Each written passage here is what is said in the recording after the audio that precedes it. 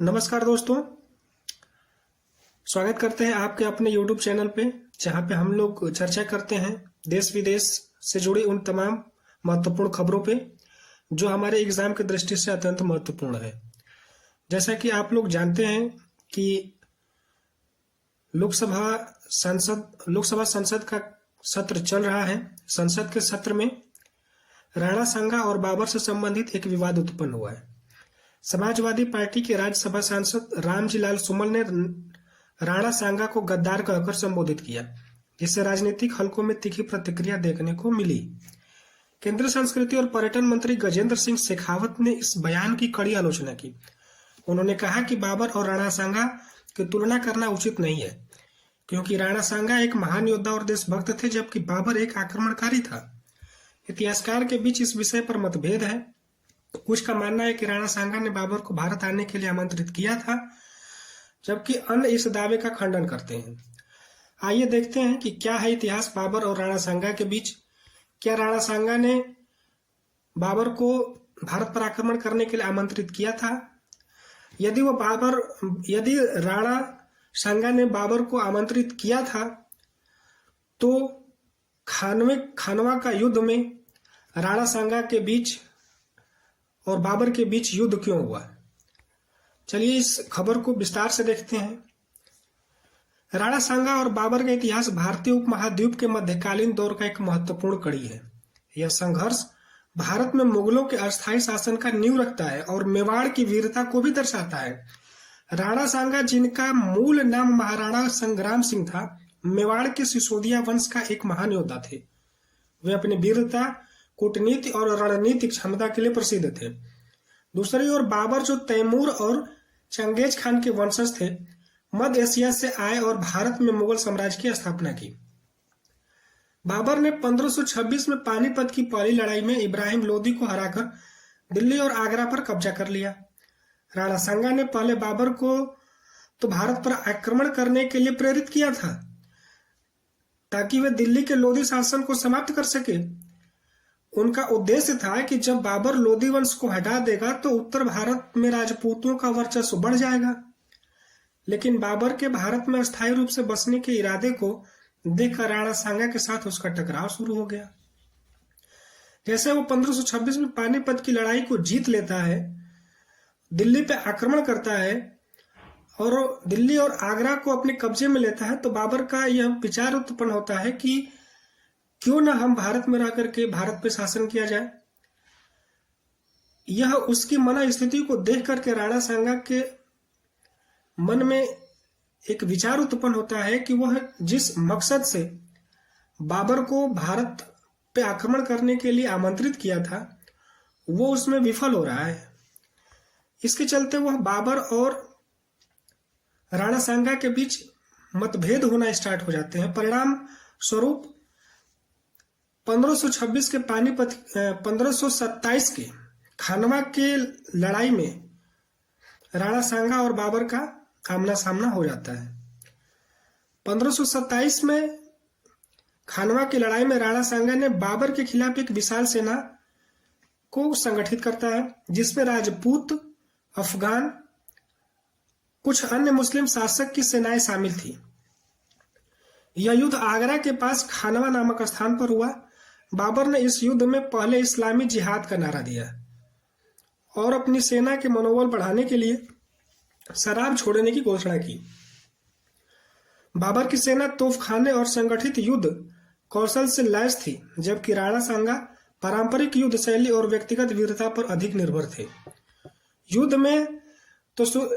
युद्ध की शुरुआत में तो राणा सांगा की सेना हावी रही, लेकिन बाबर की बेहतर रणनीति और उसके तोपखाने की शक्ति ने युद्ध की दिशा और दशा दोनों बदल दी।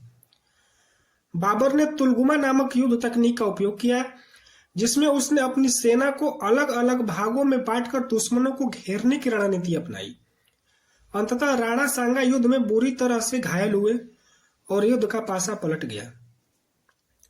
जिस युद्ध में राणा सांगा की सेना हावी नजर आती थी, वहां पे बाबर ने अपनी युद्ध कौशल से, तुलगुमा नामक युद्ध पद्धति से, सीमित सेना को लेकर के, तोफखाने जो उसके पास थे, उसके पास कुशल सैनिक थे, लेकिन उसकी संख्या जो थी कम थी। बावजूद वो एक ऐसा चक्रव्यूह की रचना करता है, तुलगुमा नामक युद्ध की रचना करता है, जिसमें अपने सेना को छोटे छोटे टुकड़ियों में बांट देता है और दुश्मन की सेना को अर्थात राणा सांगा की सेना को चारों तरफ से घेर लेता है, जिससे राणा सांगा बुरी तरह से घायल हो जाते हैं युद्ध के दौरान।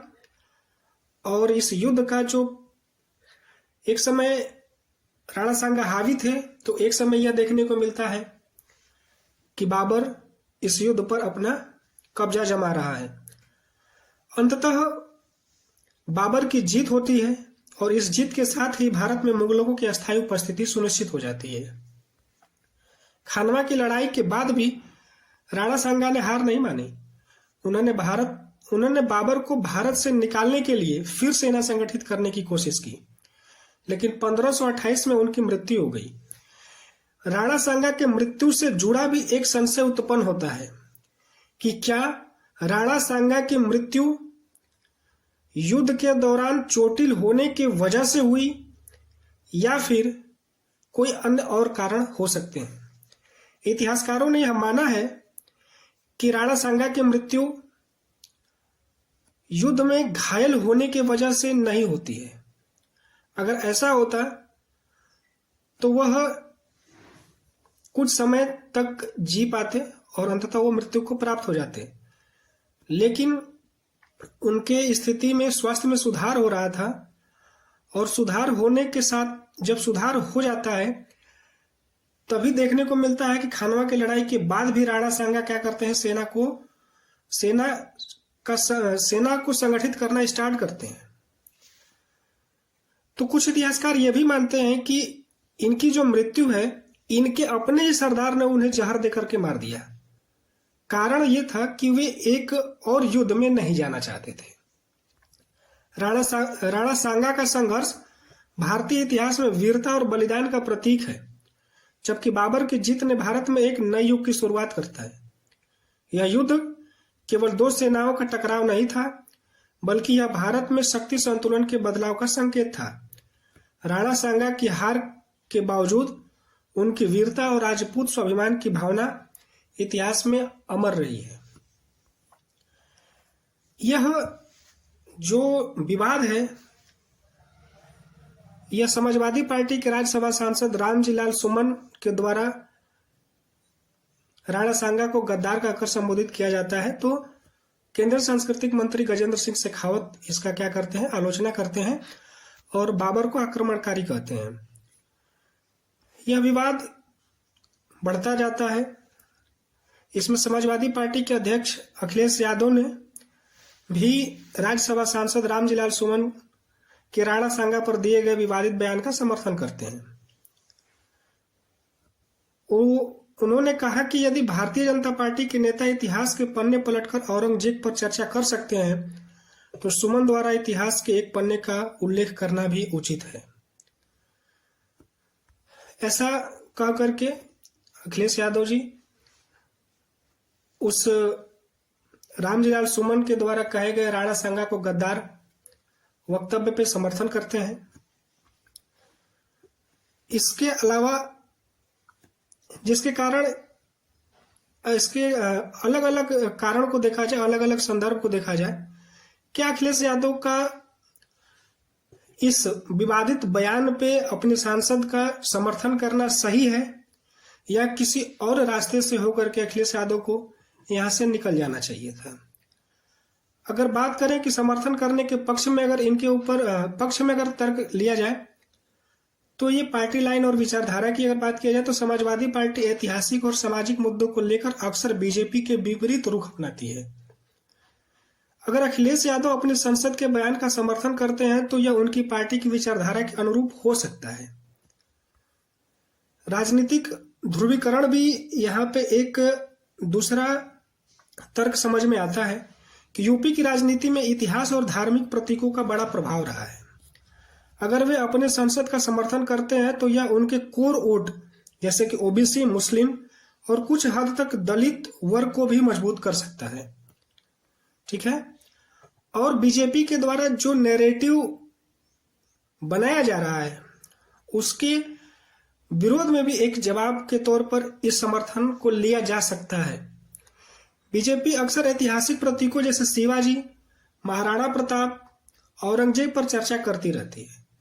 अखिलेश जी इस पर प्रतिक्रिया देते हैं तो यह उनकी राजनीति का हिस्सा बन सकता है। अगर अखिलेश यादव इसका अगर समर्थन न करते हैं, नहीं किए होते, तो क्या इसमें अगर देखा जाए तो क्या क्या चीजें हो सकती हैं? अगर समर्थन नहीं करते तो क्या चीजें होती हैं? इससे यूपी में राजपूत समुदाय का एक अच्छा खासा प्रभाव है, खासकर पूर्वी और पश्चिमी यूपी में।